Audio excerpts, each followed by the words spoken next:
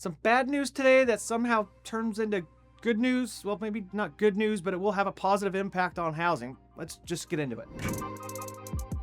So let's hit the highlights from last week that will have the biggest impact on housing. Fannie Mae removed their minimum credit score requirement. The debate for lower LLPAs heats up.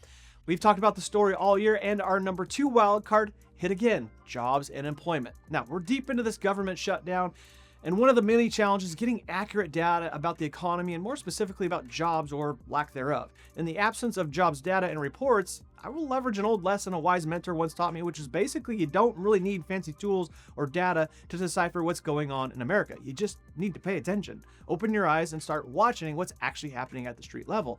And what I'm seeing, guys, is the bad news that I alluded to earlier. We're seeing massive layoffs right now, everywhere. Amazon, Meta, UPS, Comcast, Microsoft, Target, Ford, even Nestle, not the cookies. The list goes on, and I hate to say it, but we might be in the early stages of this. Now, that's not great. No one's rooting for unemployment, but this is a story to watch because the government is shut down and we're not getting good data or insight into the situation. So I can see these numbers and layoffs building and compounding in a dangerous way until finally the dam breaks and we all get the news that there is a problem here. So this is one to watch. And again, just as my mentor taught me, just start watching and listening. You don't need fancy Bloomberg terminals to tell you that trouble is brewing. The cause and effect here will be even more pressure on the feds to lower rates, just like we talked about last week. If the economy slows, which it will, guys, it already has, billions lost, both in stock and crypto markets already, then the feds will have to respond and ease the pain by lowering rates.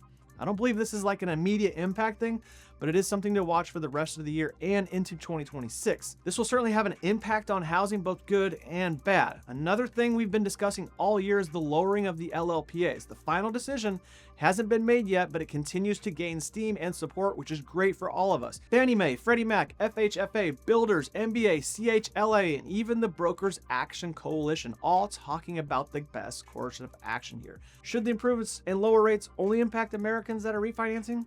Maybe it should be all home buyers of second and investment homes. Maybe we should just lower it for all home buyers.